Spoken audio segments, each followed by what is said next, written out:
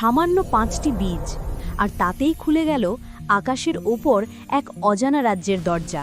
কিন্তু সেখানে জ্যাকের জন্য অপেক্ষা করছে এক মহাবিপদ।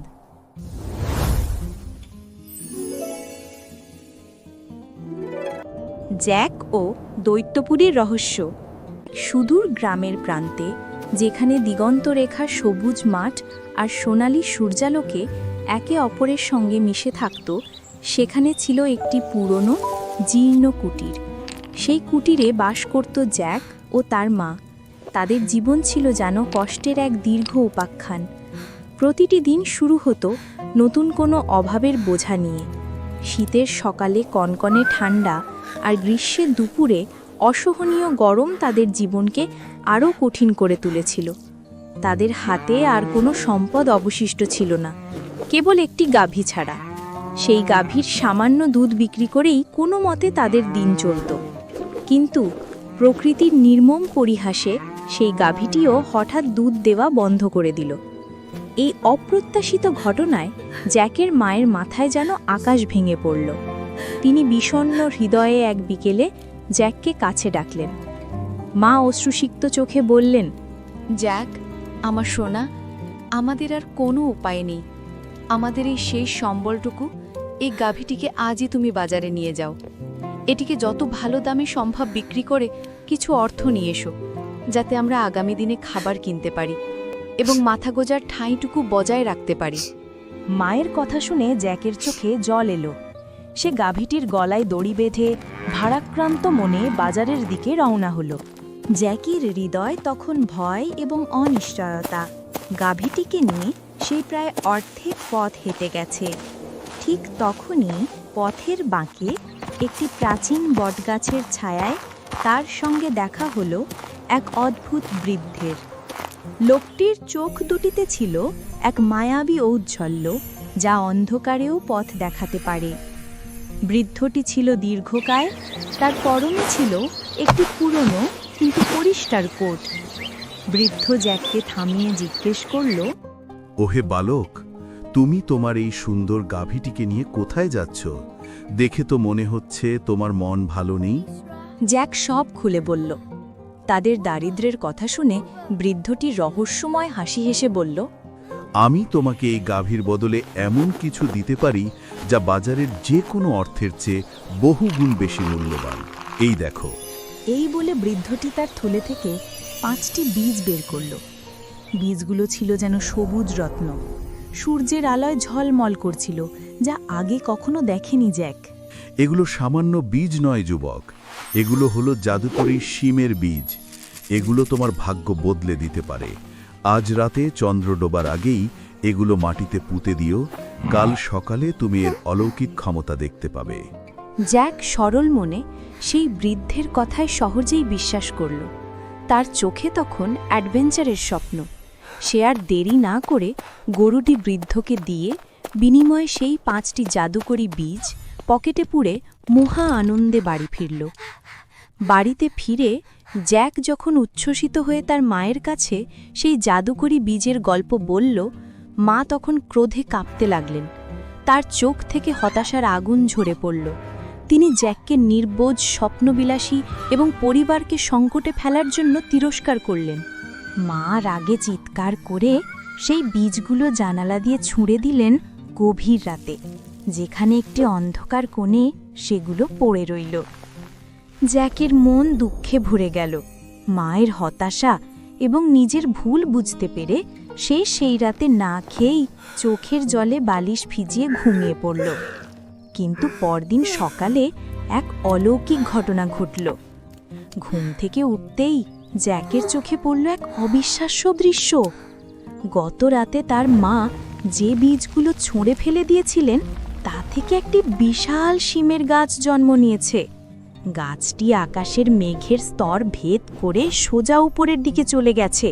তার ডালপালাগুলো ছিল মোটা রশির মতো শক্ত, যা ধরে অনায়াসে উপরে ওঠা যায়।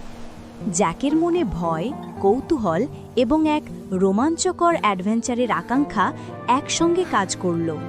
সে মাকে দ্রুত ডাকল। মা বিস্ময়ে বাকরুদ্ধ হয়ে গেলেন, যেন তিনি কোনো স্বপ্ন দেখছেন। জ্যাক আর অপেক্ষা না করে সেই বিশাল কাণ্ড ধরে উপরে উঠতে শুরু করল।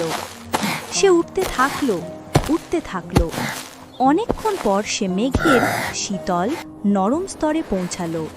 মেঘের ঘন আবরণ ভেদ করে সে দেখতে পেল এক বিশাল পাথরের তৈরি রাজকীয় দুর্গ। জ্যাক সাহসের সঙ্গে সেই বিশাল দুর্গের দরজায় ধাক্কা মারল এবং ভেতরে প্রবেশ করল। ভেতরে সবকিছু ছিল সাধারণ মানুষের ধারণার বাইরে। বিশাল হলঘর, বিরাট আসবাবপত্র এবং চারদিকে ছড়িয়ে থাকা অদ্ভুত সব জিনিস।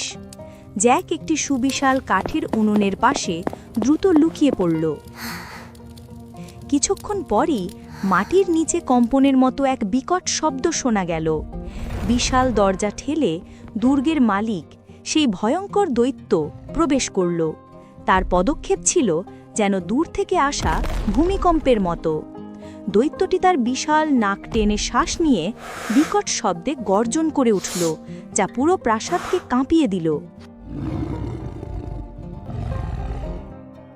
হাও মাও খাও, মানুষের গন্ধ পাও। সে জীবিত হোক বা মৃত, আমি তাকে খুঁজে বের করব এবং খেয়ে ফেলব। দৈত্যটি কিছুক্ষণ ঘর খুঁজেও কাউকে দেখতে পেল না। এরপর সে তার খাবার নিয়ে বসল এবং পর্বত সমান মাংস ও রুটি খেয়ে পেট ভরে নিল। খাবার পর্ব শেষ হলে দৈত্যটি একটি চামড়ার থলি বের করল, যা সোনালি মোহরে পূর্ণ ছিল। দৈত্যটি সেই মোহরগুলো মেঝেতে ঢেলে গুনতে শুরু করল। মোহর গণনার ক্লান্তিতে একসময় সে তার বিশাল চেয়ারে বসে ঘুমিয়ে পড়ল। তার নাসিকা গর্জনের শব্দে পুরো প্রাসাদ প্রতিধ্বনিত হতে লাগল। এই সুযোগের অপেক্ষাতেই ছিল জ্যাক। সে নিঃশব্দে উনানের পাশ থেকে বেরিয়ে এলো। অত্যন্ত সাবধানে, যাতে কোনো শব্দ না হয়, সে সেই মোহরের থলিটি তুলে নিল। থলিটি ছিল খুবই ভারী। জ্যাক দ্রুত সেই শিম গাছ বেয়ে নিচে নেমে এলো। এই বিশাল সম্পদ পেয়ে মা ও জ্যাকের জীবনে সাময়িকভাবে প্রাচুর্য ফিরে এলো এবং তাদের কুটিরে আবার শান্তি ফিরে এলো।